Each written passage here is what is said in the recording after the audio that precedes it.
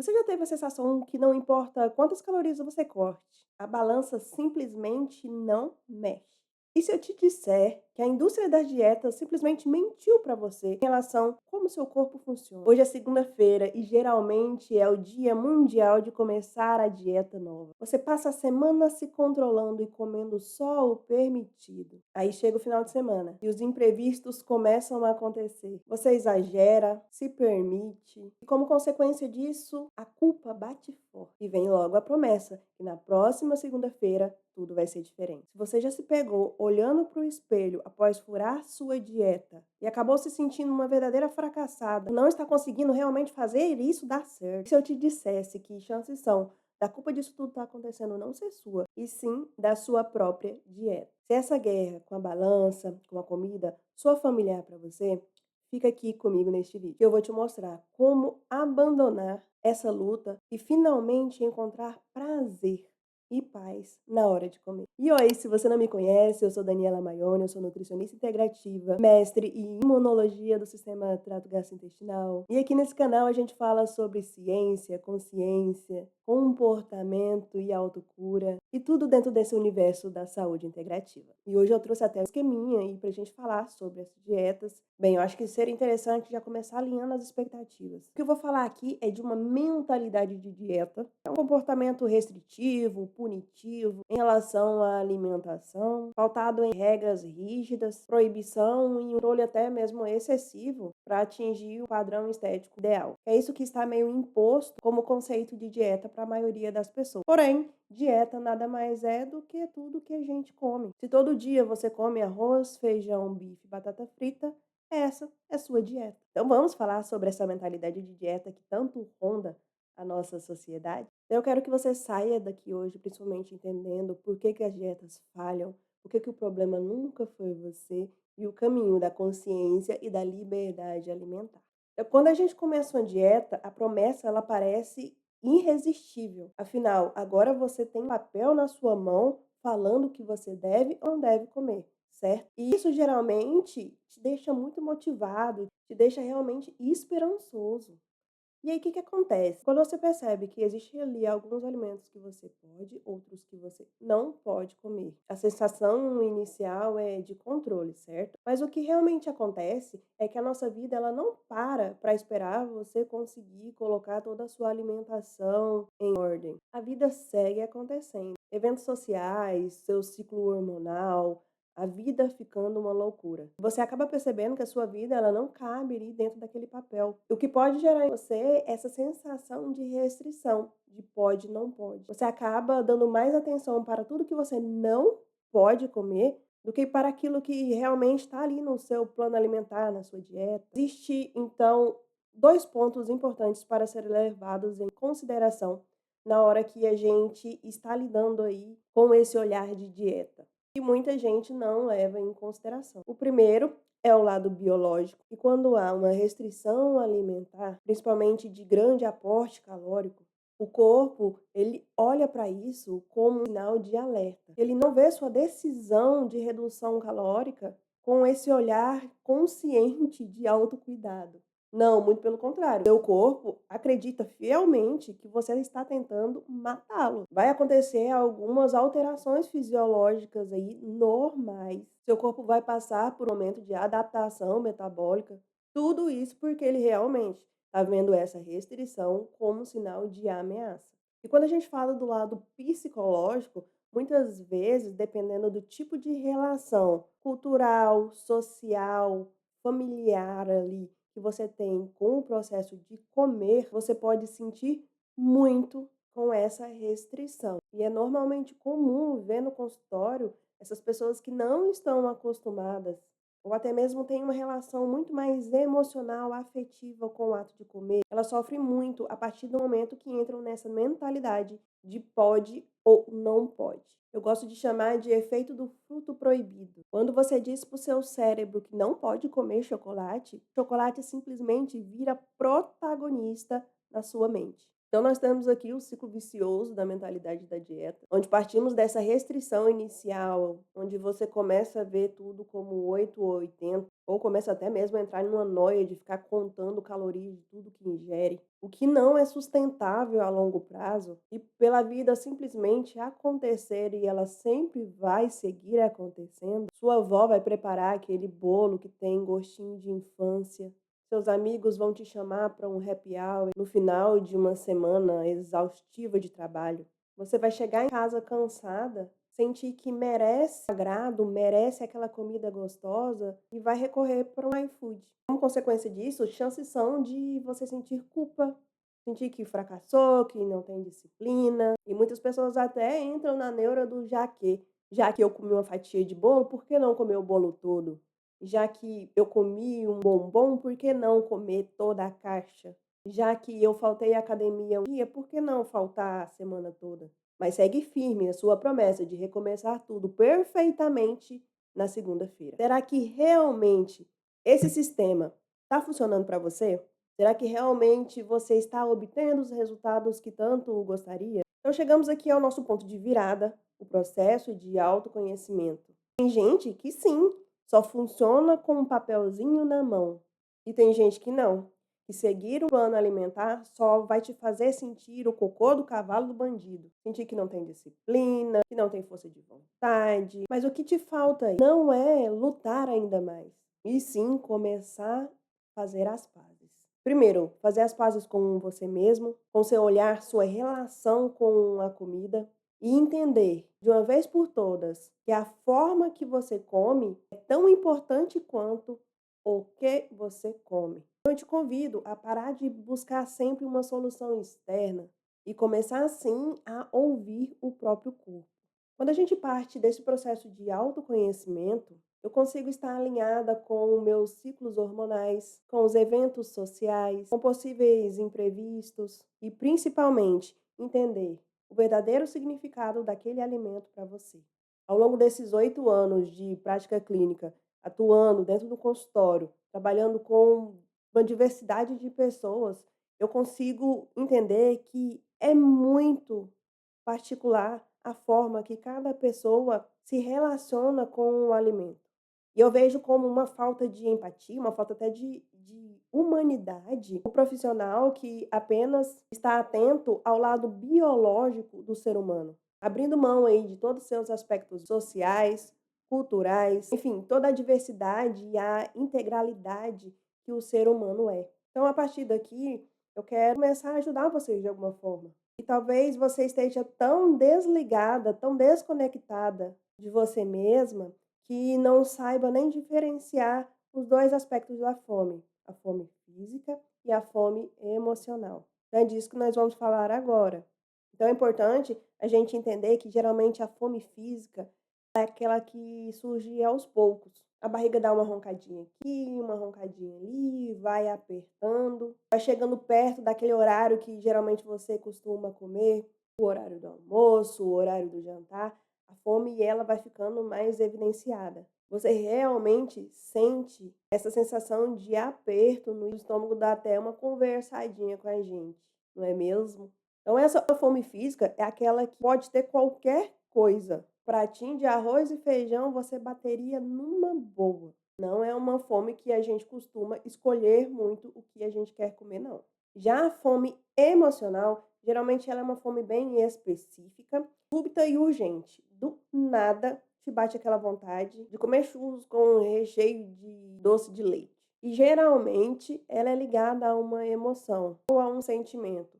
Quando você está mais triste e quer comer como uma forma de conforto. Entende como não é muito difícil a gente conseguir fazer essas 2 diferenciações? E só com isso já nos ajuda bastante a ter esse momento de consciência e a partir daí fazer escolhas mais interessantes. Eu trago aí uma ferramenta que eu gosto muito de utilizar, que é o diário alimentar, como essa verdadeira ferramenta de consciência. E não é sobre contar calorias, é sobre realmente observar padrões. E eu gosto de utilizar o papel e a caneta mesmo, mas se você não conseguir, pode anotar no seu bloco de notas no celular, onde for melhor para você. Você começa a anotar o horário, o que você come e o porquê está comendo. Qual é o sentimento atrelado àquele momento? A partir do momento que a gente coloca no papel, fica muito mais fácil a gente enxergar padrões e começar até mesmo a entender onde o calo está apertando. Eu poderia ficar horas falando aqui sobre ferramentas de autoconhecimento, principalmente ligadas ao processo de alimentação, porque eu acredito fielmente que autoconhecimento é poder, não só para nutrição, mas para tudo na vida. Quando a gente está incomodado, quando a gente sente necessidade de mudar algo, é necessário a gente realmente entender o que precisa ser mudado, porque a gente não muda aquilo que a gente não conhece, aquilo que a gente não entende. E é claro que eu não poderia deixar de fazer o merchan do meu curso, que é o Regenera Intestino, que ele partiu muito deste processo de autoconhecimento como ferramenta de autocura. O objetivo principal do Regenera é regular seu intestino, olhando ele como pilar fundamental da sua saúde. Como consequência disso, você tem não só o intestino regulado, mas sim o metabolismo funcionando. Você consegue destravar o seu processo de emagrecimento, melhorar sua relação com a comida, melhorar sua imunidade, vários fatores que já são fortemente evidenciados. O intestino é muito importante. E lá dentro, o meu principal objetivo é te dar autonomia. E logo no primeiro módulo, a gente trabalha firmemente nessa percepção de sinais e sintomas, principalmente gastrointestinais, como disbiose, inchaço, constipação, alteração entre constipação e diarreia, sono, manejo de estresse. Ou seja, é um conteúdo riquíssimo e que eu te convido a conhecer. Vou deixar o link logo embaixo nas descrições. Mas voltando aqui, vamos seguir. Então eu quero apresentar para vocês um novo caminho, uma alimentação vista como uma alimentação intuitiva. E para quem se interessa por esse tipo de conteúdo, de uma nutrição mais comportamental, mais intuitiva, eu recomendo fortíssimo esse livro, Nutrição Comportamental, da Malene Alvarenga e colaboradoras. Ele é um livro principalmente para nutricionistas e que é muito bacana para quem quer ter esse olhar para além das necessidades biológicas do paciente, faltando muito além do que o que a gente come, mas como também como nós comemos. E tem também esse aqui, O Peso das Dietas, um livro muito interessante para quem já está nesse processo de emagrecimento há muito tempo, que deseja emagrecer de forma sustentável para além das dietas. Eu também vou deixar o link deste aqui, que é muito interessante. Caso vocês queiram, eu recomendo muito. Então, esse novo caminho da alimentação intuitiva não é uma nova dieta, sabe? É a dieta da não dieta. Agora eu vou fazer dieta de não fazer dieta, vou meter o louco. Não é isso. Por isso que eu olho para esse processo de comer intuitivo com algumas ressalvas. Porque essa questão de se permitir, muitas vezes, abre uma lacuna de traumas e gatilhos, que muitas vezes a pessoa não está preparada para lidar com isso. A alimentação intuitiva, ela parte muito desse pressuposto da ciência aplicada com consciência. Mas muitas vezes essa pessoa, para ter essa consciência, ela precisa estar aberta a se conhecer. E é muito importante que, se possível, isso seja feito com um acompanhamento profissional. Eu vejo a necessidade de um acompanhamento com o nutricionista e com o psicólogo como perfeito, principalmente se a pessoa tem questões de compulsão alimentar. Muitas vezes,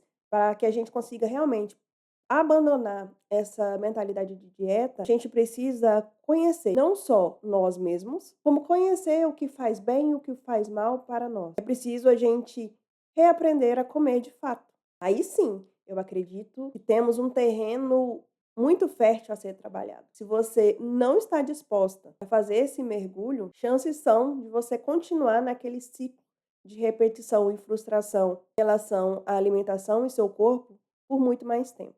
O segundo pilar é honrar a nossa fome. Muita gente sente desespero quando está com fome. Lembra lá dos aspectos fisiológicos que eu falei que o nosso corpo emite? Mas não se preocupe, você passar algumas horinhas sem comer não vai te matar. E aprender a lidar com o desconforto talvez seja o que muitas pessoas precisam de fato. Mais uma vez, não só em relação à alimentação, mas na vida. Muitos autores dizem que ignorar a fome pode gerar compulsão. Eu vejo essa questão aqui como uma questão um pouco polêmica, porque se a gente for analisar isoladamente a palavra compulsão, ela está enraizada em diversos outros aspectos. Mas eu entendo quando alguns autores colocam essa questão de ignorar a fome, porque ela parte mais uma vez daquele processo disfuncional do ato de comer. E eu vejo é que claramente quando a gente está com mais fome, a gente acaba por comer mais em quantidade, comer mais rápido, negligenciar a mastigação. Isso muitas vezes é interessante a gente trabalhar na densidade nutricional, colocando ali alimentos com potencial de saciedade melhor, para que evite esses picos de fome e a gente consiga trabalhar com janelas entre as refeições de forma que fique confortável e funcional para o indivíduo, não deixando de chegar ao ponto da pessoa querer comer até reboco de parede. Então, vocês já entenderam aqui que tudo parte muito da reconstrução da confiança do corpo e da mente, para que esse novo mecanismo realmente dê certo. No próximo pilar, trabalhamos com a permissão para comer. Sabe, aquele alimento que a pessoa vê como o vilão do processo de emagrecimento dela, principalmente para tirar os holofotes daquele alimento. Cara, o chocolate é só o chocolate. Ele vai continuar ali e você terá sim outras oportunidades de comer chocolate na sua vida. Mas, caso você queira comer esse chocolate, coma. Talvez haja aquele medo inicial, isso é normal, mas é importante a gente lidar, a gente trabalhar com essa sua relação com esse alimento. Quarto pilar, a gente fala em sentir saciedade, que é muito trabalhado no Mindful Eating, e o Mindful, de maneira geral, pede muito da gente essa presença no momento da refeição. Então, comer com telas desligadas, mastigar devagar, pausa no meio das refeições, entender e ir sentindo a escala de saciedade e comer de fato sentindo o gosto da comida. Então, para isso, o descansar dos talheres assume um ponto muito importante. Dê tempo para o seu organismo perceber se ele já está satisfeito. Então, o que eu quero deixar para vocês, reforçadamente, é que a nutrição mais a saúde mental, elas precisam estar juntas, sendo trabalhadas, para que você consiga entender que a qualidade importa sim, a quantidade também, mas que você precisa, além de tudo isso, estar em paz, sem terrorismo, entendendo que o como e o porquê você come é tão importante quanto o que você come. Esse é um caminho totalmente individual, mas que é muito importante estar resguardada de um acompanhamento profissional, principalmente em casos que eu já citei ao longo do vídeo. Eu falo aí de problemas relacionados ao comportamento alimentar, compulsão, distorção de imagem, entre vários outros. Essa visão de liberdade alimentar, ela está muito pautada nesse realmente comer sem culpa, viver momentos de presença, sem negociação mental. Então, cara, se você está comendo o bolo de aniversário do seu sobrinho, coma em paz, aproveite aquele momento em paz. E na próxima refeição, você volta a comer aquilo que você considera como saudável. Talvez o segredo esteja aí, você entender que haverá uma próxima refeição, uma próxima oportunidade, próximo dia, e que o resultado que você tanto deseja é caracterizado daquilo que você faz a maioria do seu tempo, não no que você faz como exceção, naquilo que você comeu em uma refeição. Então vamos nos aprender a nos olhar com mais clareza e mais acolhimento. E antes de fechar esse vídeo, só para deixar claro, eu vejo com muita importância, sim, a dieta, principalmente para quem tem objetivos muito específicos de definição muscular, para quem é atleta, para quem realmente precisa ter restrições alimentares por causa de condições de saúde, mas não são desses casos que nós falamos neste vídeo. Nós falamos aqui de quem está nessa corrida de ratos, nesse ciclo vicioso e que não conseguiu sair disso até hoje. Está aí tentando emagrecer e não consegue. Para essas pessoas, sim, seja melhor trocar regras por gentileza, guerra por paz e autoconhecimento sempre. Espero que eu tenha te ajudado nesse vídeo. Te vejo até a próxima.